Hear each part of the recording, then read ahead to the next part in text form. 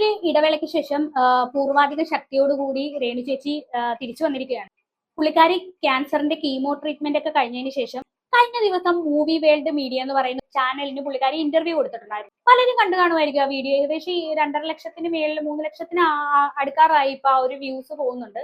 സത്യം പറയാലോ, ആ വീഡിയോ കംപ്ലീറ്റ് ഇരുന്ന് ഞാൻ കണ്ടു. അന്നേരം എനിക്ക് തോന്നിയ ഒരു കാര്യമാണ്, ആ ഇന്റർവ്യൂവറേയും അതുപോലെ തന്നെ രേണു സുധിയെയും ശരിക്കും നല്ല ചെരുപ്പൂരി അടിക്കാനാണ് എനിക്ക് തോന്നിയത്. എച്ചാതി തോന്നിയാസമാണ് ആ ഇന്റർവ്യൂവർ രേണുവിനോട് ചോദിക്കുന്നത്. രേണു ആണെങ്കിൽ അതിന് സന്തോഷത്തോട് മറുപടി പറയുകയും ചെയ്യുന്നുണ്ട്. പലപ്പോഴും എനിക്ക് തോന്നിപ്പോകുന്ന കാര്യമാണ് ഈ പുള്ളിക്കാരി എന്താ ഇങ്ങനെ, രേണു സുധി എന്താ ഇങ്ങനെ മറുപടി കൊടുക്കുന്നതെന്നൊക്കെ പലപ്പോഴും എനിക്ക് തോന്നിപ്പോയിട്ടുണ്ട്. അല്ല, മരിക്കുന്നത് വരെ വിവാദം കൊണ്ട് മാത്രം ജീവിക്കാമെന്നാണോ ഈ സ്ത്രീ വിചാരിക്കുന്നത്? ശരിക്കും പറഞ്ഞ രേണുവിന്റെ സംസാരം കേട്ട് കഴിഞ്ഞാൽ ഏതൊരാൾക്കും 4 തെറി പറയാനാണ് തോന്നുന്നത്. മര്യാദക്ക് നല്ല രീതിയിൽ ആ ഇന്റർവ്യൂവിനുള്ള മറുപടി കൊടുത്തിട്ട് അങ്ങ് പോയാൽ പോരെ. എന്തിനാണ് ഇങ്ങനെ വിവാദം ഉണ്ടാക്കാൻ നിൽക്കുന്നതെന്നാണ് ഞാൻ ചോദിക്കുന്നത്. വെറുതെ അല്ല രേണുവിനെ വെച്ച് കണ്ടന്റ് ചെയ്യുന്നവന്മാർക്ക് ഇത്ര റീച്ച് കിട്ടുന്നത്. കാരണം ഈ സ്ത്രീ വ്യൂവേഴ്സിനെ പ്രകോപിപ്പിക്കുന്ന രീതിയിൽ എന്തെങ്കിലും തോന്നിയാസമൊക്കെ വിളിച്ചു പറയും. സ്വാഭാവികമായിട്ടും അത് കേൾക്കുന്നവർക്ക് ദേഷ്യം വരും, 4 തെറി പറയാനും തോന്നും. നമുക്കറിയാലോ, രേണുവിന്റെ കീമോ ട്രീറ്റ്മെന്റ് ഒക്കെ കഴിഞ്ഞതിന് ശേഷമുള്ള ആദ്യത്തെ ഇന്റർവ്യൂ ആണിത്. ഈ ഇന്റർവ്യൂവിൽ ഏറ്റവും കൂടുതൽ സംസാരിക്കേണ്ടത് കീമോ ട്രീറ്റ്മെന്റിനെ ഒക്കെ കുറിച്ചിട്ടായിരിക്കും. 26 മിനിറ്റ് എങ്ങാണ്ടുള്ള ഇന്റർവ്യൂ ആണ്. അതിനകത്ത് ആകെ 6 മിനിറ്റോ വല്ലോ ആണ് ഈ കീമോ ട്രീറ്റ്മെന്റിനെ കുറിച്ച് പറയുന്നുള്ളൂ. ബാക്കി ഉള്ള സമയം എല്ലാം കിച്ചുവിനെ കുറ്റം പറഞ്ഞിട്ടുള്ള രീതിയിലാണ് സംസാരിക്കുന്നത്. കിച്ചു ഒരു തെണ്ടിയാണ്, ചെറ്റിയാണ്, കിച്ചു എന്നെ കാണാൻ വന്നില്ല, കിച്ചു അങ്ങനെയാണ് ഇങ്ങനെയാണ്, ആ ഒരു രീതിയിൽ കുറ്റം പറഞ്ഞുകൊണ്ടാണ് പുള്ളിക്കാരി സംസാരിക്കുന്നത്. ഇതൊക്കെ കാണുമ്പോൾ ആൾക്കാർക്ക് തെറി പറയാൻ തോന്നിയില്ലെങ്കിലല്ലേ അത്ഭുതമുള്ളൂ. ഇനി അത് കഴിഞ്ഞതിന് ശേഷം ഈ കിച്ചുവിനെ കുറിച്ച് ഇന്റർവ്യൂവർ വൃത്തികെട്ട ഒരു ക്വസ്റ്റ്യൻ ചോദിക്കുന്നുണ്ട്. എന്തായാലും നമുക്ക് അതിലേക്കൊക്കെ വരാം. അതിനു മുമ്പ് ഇന്റർവ്യൂയുടെ ചില ഭാഗങ്ങൾ കണ്ടുനോക്കാം. ഈ രേണു സുധി എന്ന് പറയുന്ന വ്യക്തി ക്യാൻസർ വന്നൊരു പേഷ്യന്റ്, അവർക്ക് സന്തോഷിക്കാൻ പാടില്ല, ഒരു റീൽ ചെയ്യാൻ പാടില്ല, ഒന്ന് ചിരിക്കാൻ പാടില്ല, ഒന്ന് ലിപ്സ്റ്റിക് വേണ്ട, ഒന്ന് ഒരുങ്ങാൻ പാടില്ല. നിങ്ങൾ ഒരുങ്ങാതിരിക്കുകയോ ഒരുങ്ങുകയോ ലിപ്സ്റ്റിക് ഇടുകയോ ഇടാതിരിക്കുകയോ എന്ത് വേണേലും ചെയ്തോ, പക്ഷെ ആ നാവൊന്ന് അടക്കി വെച്ചാൽ മാത്രം മതി. വാ തുറന്നാ പോയി, വാ തുറക്കാണ്ടിരുന്നാൽ നിങ്ങൾ അടിപൊളിയാണ്. വേറൊരു കാര്യം ഞാൻ പറയാം, ഈ ക്യാൻസർ എന്ന മഹാമാരി വന്നപ്പോ പോലും കൂടുതൽ സമയം രേണു സ്പെൻഡ് ചെയ്ത് എന്തിലായിരുന്നു? കിച്ചുവിനെ കുറ്റം പറയുന്ന ഒരു കാര്യത്തില്. ഇപ്പോഴും അതിനുവേണ്ടിയൊക്കെ തന്നെയാണ് ശ്രമിക്കുന്നത്. ഇതുകൊണ്ടൊക്കെയാണ് രേണുവിനെ ക്യാൻസർ വന്ന സമയത്ത് പോലും ആൾക്കാർ വെറുക്കുന്നത്. രേണുവിന് ഇത് മനസ്സിലാകാത്തതാണോ അതോ മനസ്സിലായിട്ടും മനസ്സിലാകാത്ത പോലെ അഭിനയിക്കുവാണോ? പാടില്ലേ. ബാക്കി ഒരുപാട് ക്യാൻസർ പേഷ്യൻസിനെ ഞാൻ കണ്ടിട്ടുണ്ട്, റീല് ചെയ്യുന്ന ഞാൻ അവരുടെ കണ്ടിട്ടുണ്ട്. അവിടെയൊക്കെ വരുന്ന കമന്റ്സ് എന്ന് പറഞ്ഞാൽ നിങ്ങൾ ഇങ്ങനെ തന്നെ മുന്നോട്ട് പോകണം, സന്തോഷിക്കണം, നിങ്ങൾ ഒരിക്കലും ഡൗൺ ആകരുത്, എത്രത്തോളം അവരെ സന്തോഷിപ്പിക്കാവോ അത്രത്തോളം നിങ്ങൾ സന്തോഷിക്കണോന്ന് പറഞ്ഞവര് രേണുസുധിയുടെ അക്കൗണ്ടിൽ അല്ലെങ്കിൽ ഒരു റീല് കണ്ടു കഴിഞ്ഞാൽ പിന്നെ ഇല്ലാത്ത കുറ്റമില്ല. എന്തുവാ പറയുന്നത്? കേരളത്തിൽ മറ്റുള്ള ക്യാൻസർ പേഷ്യന്റിന് കൊടുക്കുന്നതിനേക്കാളും കൂടുതൽ സപ്പോർട്ടാണ് രേണുവിന് മലയാളികൾ തന്നുകൊണ്ടിരുന്നത്. ഒരിക്കലും ഇല്ലാന്ന് രേണുവിന് പറയാനും പറ്റത്തില്ല. എന്തിനു പറയുന്നു? അതുവരെ രേണുവിനെ കുറ്റം പറഞ്ഞ് വീഡിയോ ഇട്ടിരുന്നവർ വരെ രേണുവിനെ സപ്പോർട്ട് ചെയ്ത് നല്ല രീതിയിലാണ് പ്രാർത്ഥിച്ചുകൊണ്ടാണ് വീഡിയോ ഇട്ടിരുന്നത്, ഞാൻ പോലും. അപ്പോ എല്ലാവരും രേണുവിനെ സ്നേഹിച്ചുകൊണ്ടിരുന്ന സമയത്താണ് ഈ ക്യാൻസർ എന്ന രോഗത്തിനെ വെച്ചിട്ട് മുതലെടുത്ത് കിച്ചുവിനെ കുറ്റം പറയാൻ തുടങ്ങിയത്. കിച്ചുവിനെ കുറിച്ച് ഓരോ കുറ്റങ്ങൾ വന്ന് സ്വന്തം യൂട്യൂബ് ചാനലിൽ പറയാൻ തുടങ്ങി. അവിടെ തൊട്ടാണ് സത്യം പറഞ്ഞ രേണുവിനെ ആൾക്കാർ വെറുത്തു തുടങ്ങിയത്. ഈ ഒരു അവസ്ഥയിലും ഈ സ്ത്രീ എന്താണ് ഇങ്ങനെ ചിന്തിക്കുന്നതെന്ന് ആൾക്കാർ ആലോചിക്കാൻ തുടങ്ങി. അല്ല, രേണുവിനെ ഉദ്ദേശിക്കുന്നത് ക്യാൻസർ വന്നാൽ എന്ത് തോന്നിയാസം പറഞ്ഞാലും സപ്പോർട്ട് ചെയ്യണമെന്നാണോ, സപ്പോർട്ട് ചെയ്ത് നിൽക്കണമെന്നാണോ രേണു ചേച്ചി പറയുന്നത്? മര്യാദക്ക് നാവ് അടക്കി വെച്ചാൽ 90% പ്രശ്നങ്ങളും തീരും. അല്ല, വിവാദങ്ങൾ ഉണ്ടാക്കാൻ വേണ്ടി മാത്രം ജീവിക്കുന്ന ഒരു മുതല്. ചേച്ചി ബാക്കിയുള്ളവരെ ഹേർട്ട് ചെയ്യാത്ത പോലെ അല്ല ബാക്കിയുള്ളവർ ചെയ്യുന്നതെന്നുള്ളത്. ഞാൻ പേരെടുത്ത് ആരെയും പറയുന്നില്ല. ഒരു സ്ത്രീ ഉണ്ട്, അവരെപ്പോഴും ചേച്ചിയുടെ കണ്ടന്റ് എടുത്തിട്ടാണ് അവര് അത് എനിക്ക് കേൾക്കുമ്പോൾ നമുക്ക് ഭയങ്കര ബുദ്ധിമുട്ട് തോന്നും ആ വീഡിയോസ് ഒക്കെ കാണുമ്പോൾ. അതുപോലെ തന്നെ ഒരു വ്ളോഗ് ചെയ്യുന്ന ഒരാളും കൂടെ ഉണ്ട്. ഇവരുടെയൊക്കെ അതായത് ലിറ്ററലി ചേച്ചിയുടെ കണ്ടന്റ് വെച്ചിട്ട് റീച്ച് ആകുകയും ചീത്ത പറഞ്ഞ് തെറി പറഞ്ഞ് ആ ഒരു കണ്ടന്റ് റീച്ച് ആക്കിയിട്ട് എന്താണ് അവർക്ക് ഇതിനകത്തൂടെ കിട്ടുന്നതെന്ന് വെച്ചാൽ പൈസയാണ് കിട്ടുന്നത്. 68 ലക്ഷം രൂപയോളം ആ സ്ത്രീ ഉണ്ടാക്കിയെന്നാണ് ഞാൻ തെളിവ് സഹിതം പറഞ്ഞ ഒരു കാര്യം. ഞാൻ ഞെട്ടിപ്പോയി. എന്നെ വെച്ചിട്ട് 68 ലക്ഷം, പിന്നെ അവരെന്നെ വെറുതെ വിടുവോ?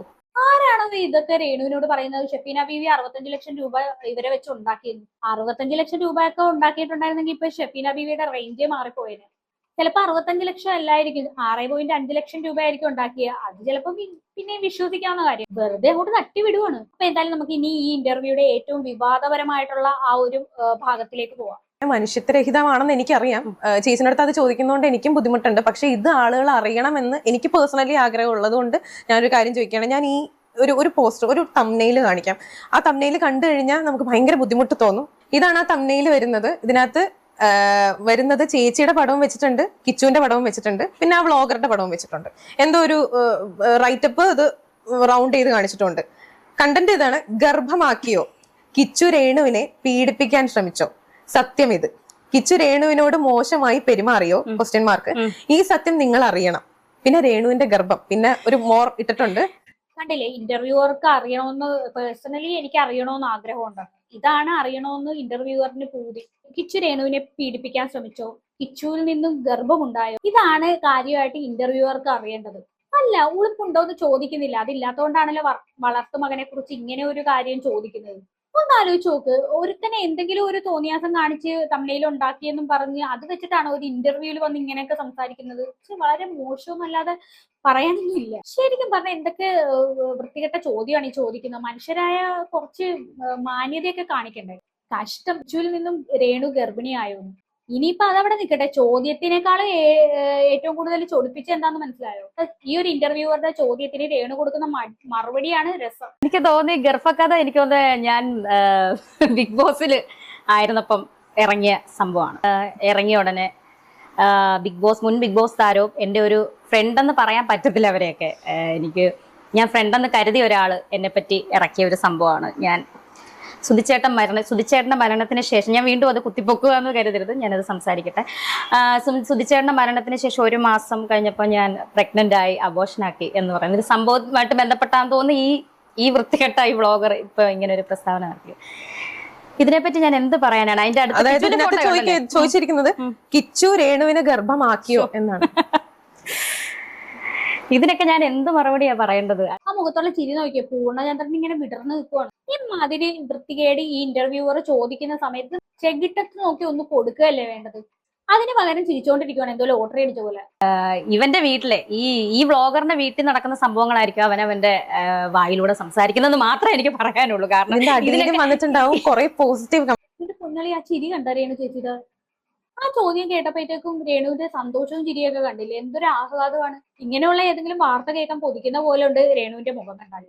ഇങ്ങനെ ഒരു ചോദ്യം ചോദിച്ചപ്പോ രേണു എന്തായാലും ഹാപ്പി ആയിട്ടുണ്ട് കേട്ടോ, അത് മതി. അതായത് ഇവരെ സപ്പോർട്ട് ചെയ്തിട്ടാണ്. എനിക്കറിയാൻ പാടില്ല ഇവർക്ക് റീച്ച് കൂട്ടാൻ വേണ്ടിയാണോ എന്ന് എനിക്കറിയില്ല. അവന്റെ വീട്ടിലെ കാര്യമായിരിക്കും അവൻ പറഞ്ഞത്. എന്ത് പറയാനാണ് ഇതിനകത്ത് എന്താണ്? എനിക്ക് എന്ത് മറുപടി പറയാൻ പറ്റും? എന്റെ വളർത്തുമകനാണ് രാഹുൽ ദാസ് എന്ന കിച്ചു, അതെല്ലാവർക്കും അറിയാവുന്ന കാര്യമാണ്. ഈ ഒരു 5 മാസം മുന്നേ വരെ ആ ഒരു ബന്ധം നല്ല ദൃഢമായിട്ട് പോയിക്കൊണ്ടിരുന്ന ബന്ധം. അല്ല, ഇനിയിപ്പോ കുത്തിയിരുന്ന് കിച്ചുവിനെ കുറ്റം പറയാമല്ലോ. ആരെങ്കിലും ചോദിച്ചു കഴിഞ്ഞാൽ പറയാനൊരു കാരണമല്ലോ. ഇങ്ങനെ വന്ന ഒരു ഇന്റർവ്യൂവിൽ ചോദിച്ചു, അതുകൊണ്ടാണ് ഞാൻ മറുപടി പറഞ്ഞതെന്ന്. രേണു ചേച്ചിക്ക് കാഞ്ഞ ബുദ്ധിയാണ് കേട്ടോ. അപ്പം അതിനകത്ത് അസ്വാരസ്യങ്ങൾ കാണുമായിരിക്കും. ഇതെല്ലാം മറന്നുകൊണ്ടും എല്ലാം ക്ഷമിച്ചുകൊണ്ടും തന്നെയാണ് ഞാൻ പോകുന്നത്. അന്നും ഈ 5 മാസം മുന്നേ ഞാൻ ഹെൽപ്പ് ചെയ്തുകൊണ്ടിരുന്ന ഒരു വളർത്തുമകൻ തന്നെയാണ്. അങ്ങനെ തന്നെ ഞാൻ പറയുന്നുള്ളൂ. പക്ഷെ അതിനകത്ത് പല കറുത്ത കൈകളും ചേർന്നു. അങ്ങനെ തന്നെ പറയാം. ഈ വ്ളോഗർ, ഈ സ്ത്രീ അവരുടെ വീട്ടിൽ പോവുക, എൻ്റെ ഭർത്താവിന്റെ വീട്ടിൽ പോവുകയും എൻ്റെ ഭർത്താവിന്റെ വീട്ടുകാർക്കും എൻ്റെ ഈ വളർത്തുമകനും അറിയാവുന്ന കാര്യമാണ് ഈ ഒരു സ്ത്രീ എന്നെ അപമാനിക്കുന്നതും എന്നെ ദ്രോഹിക്കുന്നതും. ഇതെല്ലാം എൻ്റെ വളർത്തുമകനും എൻ്റെ ഭർത്താവിന്റെ വീട്ടുകാർക്കും അറിയാവുന്ന കാര്യം. ഇന്ന് വരെ ഞാൻ എൻ്റെ ഭർത്താവിന്റെ വീട്ടുകാരെ ഒരു നെഗറ്റീവും ഞാൻ പറഞ്ഞിട്ടില്ല. പക്ഷെ എനിക്കിന്ന് പറയണം.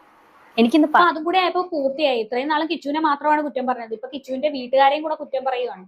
ഒരു രോഗത്തിൽ നിന്ന് മുക്തിയാകാൻ വേണ്ടി ഇങ്ങനെ നിൽക്കുന്ന ഒരു ടൈമിൽ എന്തിനാണ് ഇങ്ങനെയൊക്കെ വന്നിരുന്ന് പറയാൻ നോക്കുന്നതെന്ന് എനിക്ക് മനസ്സിലാവുന്നില്ല. എനിക്ക് തോന്നുന്നത് ഈ ഷെഫീന ബീവി കിച്ചുവിന്റെ വീട്ടിൽ പോയ സമയത്ത് കിച്ചുവിന്റെ വീട്ടുകാരും എല്ലാം സൽക്കരിച്ച് ഷെഫീന ബീവിയെ ഇരുത്തി ഭയങ്കര കൂളായിട്ടൊക്കെ ആയിരുന്നു സംസാരിച്ചത്. അതിന്റെ ദേഷ്യമാണ് പുള്ളിക്കാരിക്ക്, രേണുസുതിക്ക് ഇപ്പൊ കാണിച്ചുകൊണ്ടിരിക്കുന്നത്. ഇനി ഇതിന്റെ പേരിൽ ഇനി വിവാദം ഉണ്ടായാലും, ഇതിന്റെ അടിയിൽ വന്ന് നെഗറ്റീവ് കമന്റ്സ് കൊണ്ട് എന്നെ മൂടിയാലും, എന്നെ ശപിച്ചാലും, എനിക്ക് വേണ്ടി പ്രാർത്ഥിക്കുന്ന കുറച്ച് നല്ല ആളുകൾ എൻ്റെ വീട്ടുകാരും എൻ്റെ കൂടെ ഉള്ളിടത്തോളം കാലം ഞാൻ താഴെ വീഴും. അവരെയാണ് ആദ്യം തെറി വിളിക്കേണ്ടത്. രേണുസുതി എന്ത് കാണിച്ചാലും അവരെ സപ്പോർട്ട് ചെയ്യാനും അതുപോലെ അവർക്ക് വേണ്ടിയിട്ട് രേണുസുതിക്ക് വേണ്ടി ജയ് വിളിക്കാനും നടക്കുന്ന കുറച്ച് ആൾക്കാരുണ്ട്. അവരെയാണ് ആദ്യം അടിക്കേണ്ടത്. ഒരുപാട് പേര് വരും ഇങ്ങനെ കമന്റും പറഞ്ഞുകൊണ്ട്, എന്തുവാണ് അവരെങ്ങനെയെങ്കിലും ജീവിക്കട്ടെ, നിനക്കെന്താണ്, അവരെ ഏത് രീതിയിൽ ജീവിച്ചാൽ നിനക്കെന്താ നഷ്ടം, നീ എന്തിനാ അവരെ കുറ്റം പറയുന്നതെന്ന് പറഞ്ഞ് കുറെ പേര് കമന്റിൽ വരും. അങ്ങനെയുള്ളവരുള്ളത് കൊണ്ടാണ് രേണുസുതി ഇങ്ങനെ കാണിക്കുന്നത്. എനിക്ക് പറയണം, ഈ സ്ത്രീ അന്ന് ഈ വീട്ടിൽ വന്നപ്പം, അല്ലെങ്കിൽ എൻ്റെ ഭർത്താവിന്റെ വീട്ടിൽ വന്നപ്പം ഇവരെന്തുകൊണ്ട് അവരെ സൽക്കരിച്ച് അതിനകത്ത് കയറ്റി?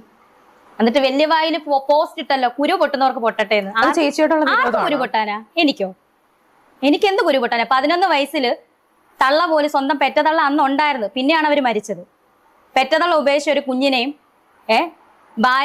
രണ്ടാമത്തെ ഭാര്യ വരെ ഉപേക്ഷിച്ച ഒരു ഭർത്താവിനെയും കൂടെ ഞാൻ നോക്കിയതാണോ തെറ്റ്? അയാളെ സ്നേഹിച്ച് ഇവിടെ ഇരിപ്പുണ്ടല്ലോ ഫോട്ടോ, ഇദ്ദേഹത്തെ സ്നേഹിച്ച് ആ കുഞ്ഞിനെ ഞാൻ ബോർഡിങ് നിർത്തിയോ? ഒരു വാക്കുകൊണ്ട് ഞാൻ വേദനിപ്പിച്ചിട്ടില്ല 11 വയസ്സുള്ള ആ കുട്ടീനെ. നിങ്ങളുടെ മനസ്സിന് തൃപ്തി വരുന്നതിൽ അപ്പുറമാണ് നിങ്ങൾ കിച്ചുവിനെ ഓരോന്ന് പറയുന്നത്. പിന്നെ നിങ്ങൾ ഇടക്ക് പറഞ്ഞല്ലോ അമ്മ മരിച്ചപ്പോ ഒരു കുഞ്ഞിനെ ഞാൻ പൊന്നുപോലെ നോക്കിയെന്ന്. ആ നോക്കിയ കണക്കൊന്നും പറയാത്തതാണ് നല്ലത്. എങ്ങനെയാണ് നോക്കിയെന്നൊക്കെ കിച്ചു തന്നെ കിച്ചുവിന്റെ യൂട്യൂബ് ചാനലിൽ വന്നിരുന്ന് പറഞ്ഞിട്ടുണ്ട്. അതുകൊണ്ട് വല്ലാതെ അങ്ങ് വിളമ്പാൻ നിൽക്കണ്ട. അവനൊരു പട്ടിയുടെ വില പോലും നിങ്ങൾ കൊടുത്തിട്ടില്ല എന്നുള്ളത് അവൻ പറഞ്ഞിട്ടുള്ള കാര്യമാണ്.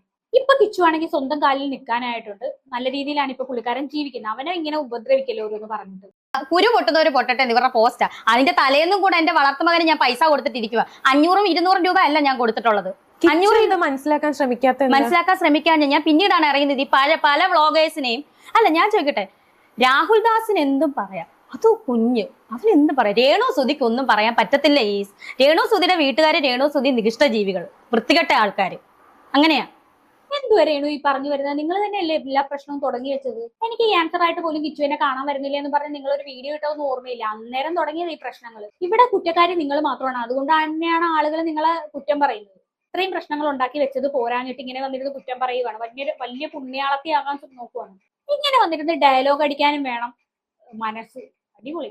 എന്തായാലും ഇത്രയും നേരമുള്ള രേണുസുധീന്റെ ആ ഒരു സംസാരത്തിൽ നിന്നും ഒരു കാര്യവും ഷുവറാണ്. ഷെഫീന ബീവി എന്നാണോ കിച്ചുവിന്റെ വീട്ടിലേക്ക് വന്ന് കയറിയത് അന്ന് മുതൽ പ്രശ്നങ്ങൾ തുടങ്ങിയിട്ടുണ്ട്. രേണുസുധിക്ക് ഒന്നും മിണ്ടാൻ പറ്റത്തില്ല. അന്നേരം പാവം കുഞ്ഞ്. ഇതിന്റെ ഇടയിൽ വരുന്ന കമന്റ്സ് കണ്ടോണം. ഇപ്പോഴേ ഞാൻ പറയാം എന്തൊക്കെയാ വരുന്നതെന്ന്. അവൾ അവനെ ഇട്ടുകൊടുത്തതല്ല, പല കാര്യങ്ങളും ഞാൻ മൗനം പാലിച്ചിരുന്നു. ഇനി അങ്ങനെ മൗനം പാലിക്കുന്നില്ല.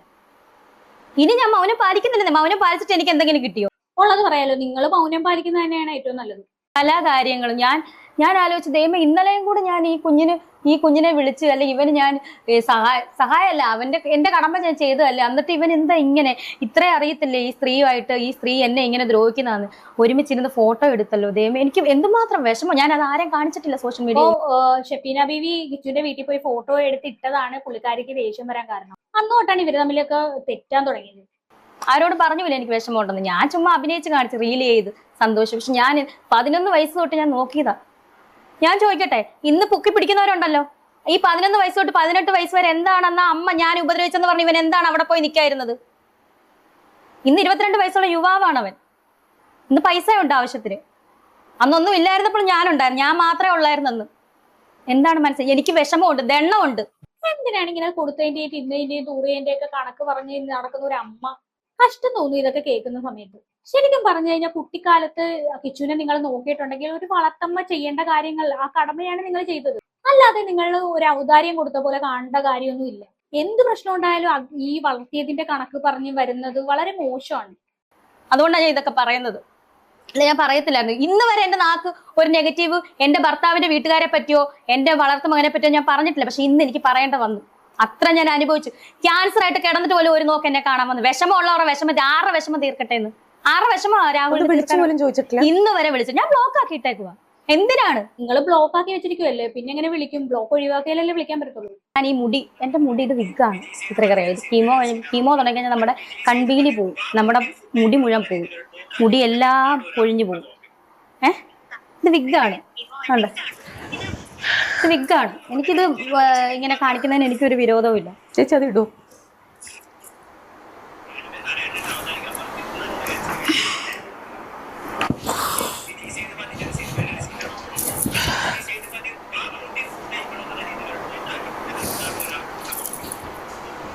രേണുവിന്റെ തല കണ്ടിട്ട് അവതാരക അപ്പുറത്ത് നിന്ന് നല്ല രീതിയിൽ കരയുന്നുണ്ട്. അല്ല, ഇതൊന്നും കണ്ടിട്ട് എനിക്ക് ഒന്നും തോന്നുന്നില്ല. ഉള്ളത് പറയാലോ. കാര്യം എന്താന്ന് വെച്ചാൽ വേറെ ഒന്നും കൊണ്ടല്ല, കിച്ചുവിനെ കുറിച്ച് എന്തൊക്കെ കാര്യങ്ങളാണ്, എന്തൊക്കെ കുറ്റങ്ങളാണ് ഇരുന്ന് പറയുന്നത്.